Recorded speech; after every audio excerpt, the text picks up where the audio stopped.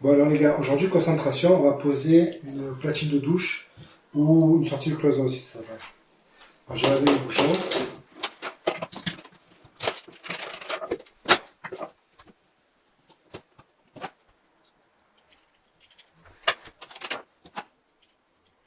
Alors voilà à quoi ça ressemble une platine de douche ou sortie de cloison.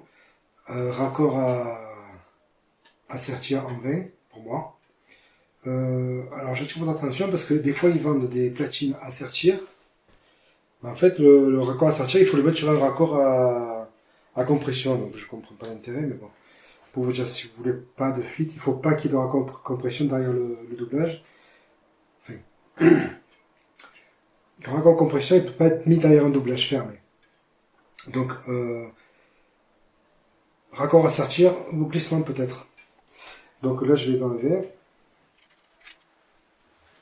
Je vous les présente quand même. Hein. Bon, je sais pas la marque. J'ai acheté à un revendeur. Alors donc là, il y a le raccord en 20. Il vient se glisser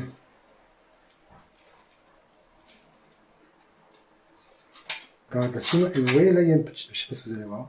Il y a un petit argot là. Cet argot, il vient se mettre dans la fente qu'il y a là. Alors, ou là, ou de ce côté, ou de l'autre côté. Bon, de ce côté, bon, bref. Donc, et ce qui permet de... Bon, c'est un peu maintenu par le multicouche quand même, mais si on tourne pour le serrer, si toutefois... Oh, s'il doit tourner, eh bien, il sera freiné par le petit argot là. Je sais pas si vous voyez.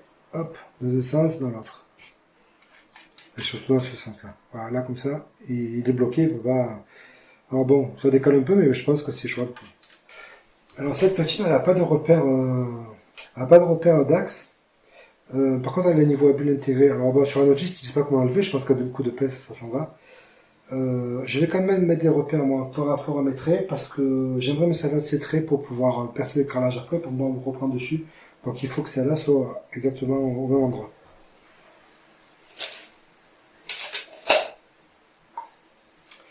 Alors au début, j'avais pas acheté ça comme platine. J'avais acheté une nouvelle platine qu'ils font avec sur le raccord. Il y a déjà un filetage long, réglable pour régler la profondeur du raccord. Et alors moi je trouvais que c'était bien parce que les raccords excentrés qui se font historiquement, bah, ça a plus lieu aujourd'hui parce que c'est tout standardisé. Donc il suffit de poser au niveau de base et comme ça il n'y a pas besoin de raccord excentré. Si le raccord il sort droit, vu qu'on a l'anthrax bon comme il faut, on y va et puis c'est fini. Mais la platine, pas la platine, le robinet de douche que j'ai acheté, il n'est pas compatible avec ça. Il faut qu'il y ait un raccord femelle dans le mur. Alors, tout ça, je vous dis, un petit conseil, si vous devez faire une installation, choisissez d'abord votre douche et achetez la platine en conséquence. On coupe ici, avec une pince coupe-tube.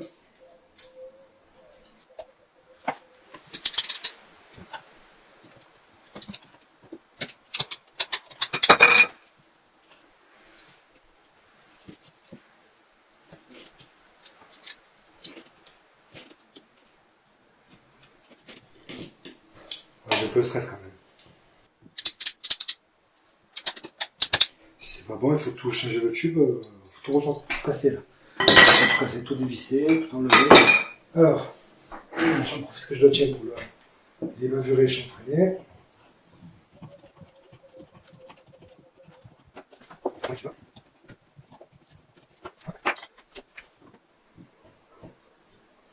Alors je vous déplace la caméra parce que c'est un peu compliqué, mais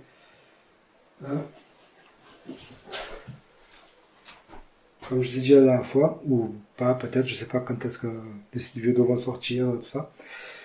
Là il y a des fenêtres, il faut voir, je vais vous montrer. Je vais mesurer quand même.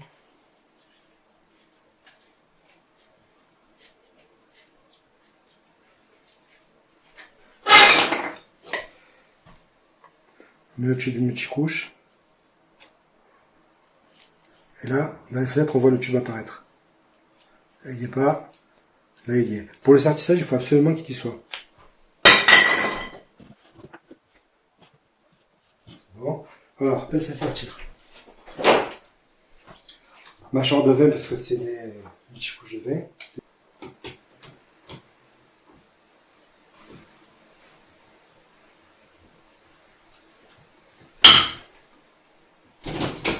Voilà, c'est sorti, ça bougera plus.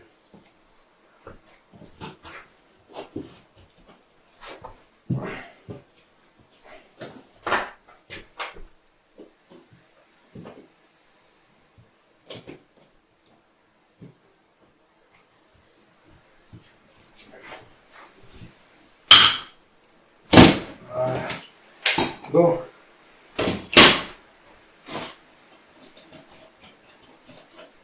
Maintenant, il faut faire quelque chose d'important avant de tout mettre dedans, de fermer, de visser, tout ça.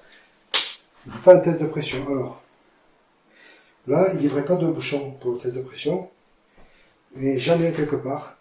Voilà, j'ai un bouchon. C'était d'une autre platine de douche que j'avais installée déjà. Voilà, donc là, c'est l'eau froide. Je vais ouvrir l'eau froide pour voir s'il y a une fuite ou pas.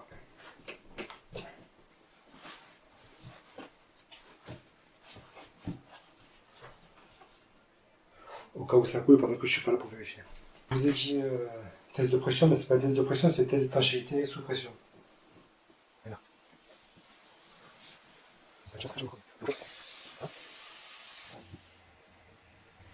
Bon, le bouchon il fuit, mais le raccord il ne fuit pas.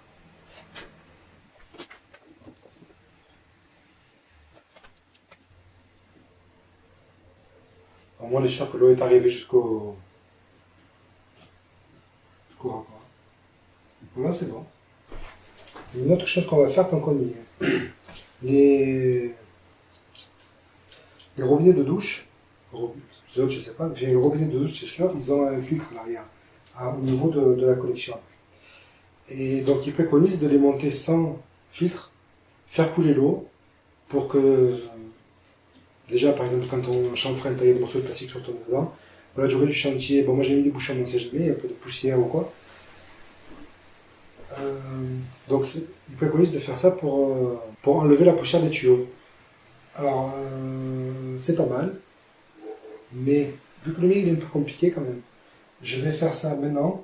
Je vais mettre un flexible pour pouvoir le verser dans un seau. Je vais essayer de couler quelques secondes et après j'éteindrai juste histoire de rincer le tuyau, quoi. Je le fais maintenant parce que ça sera plus facile de mettre ça quand il n'y aura pas le carrelage, quoi. Bon, je me suis pris plein la gueule, voilà. Je peux pas être au four au moulin là pendant quelques secondes. Bon, vous êtes toujours là? Allez, on va mettre le flexible.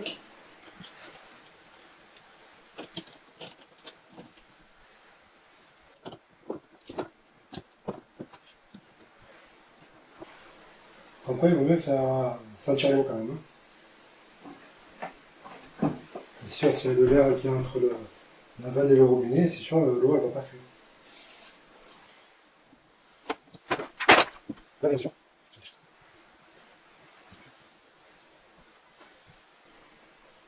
Ah, c'est bon. Bon, j'attends quand même m'aider pour faire sortir l'eau de là.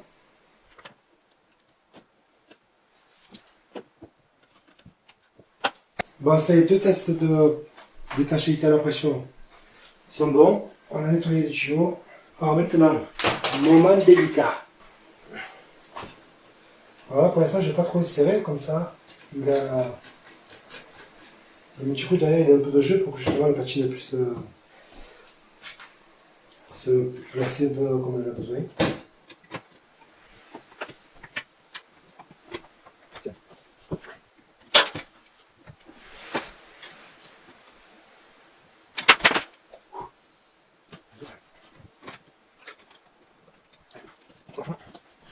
J'ai pas mis la plaque de côté exprès pour pouvoir les bouger.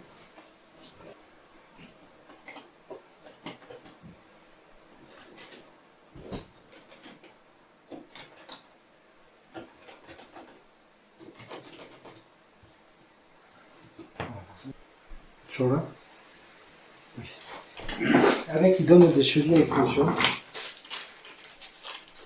Avec. Ah, c'est là.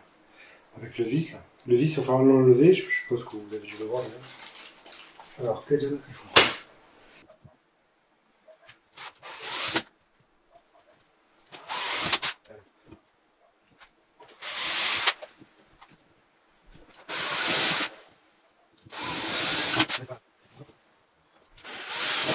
Alors, les petits ergots là, dans les fentes qui se trouvent sur la platine.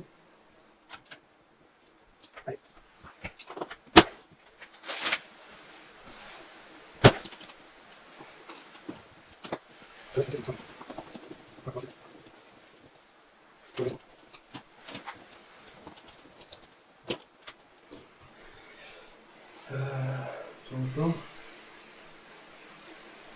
Et je l'ai refait. Ah, c'est vrai.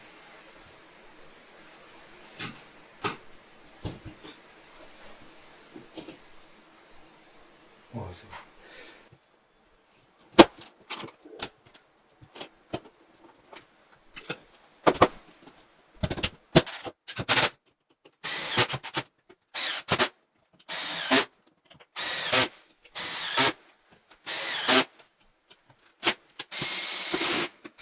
On enlève les vis évidemment pour pas qu'il y ait de super épaisseur derrière le carrelage.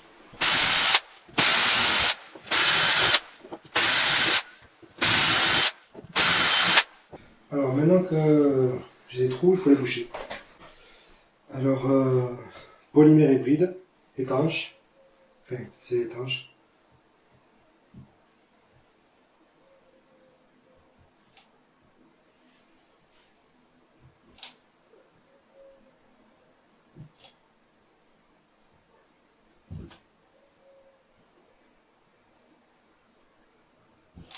Je vais pénétrer un peu quand même. Hein.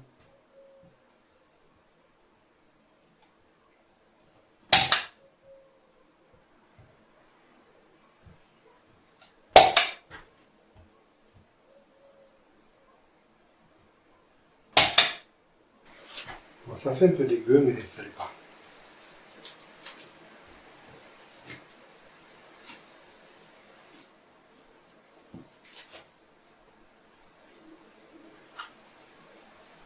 Voilà. Ça y est, la platine est posée. J'espère que cette vidéo vous aura aidé. Et on se retrouve dans une prochaine vidéo. En attendant, soyez libres et heureux. Ciao! Voilà, je suis trempé.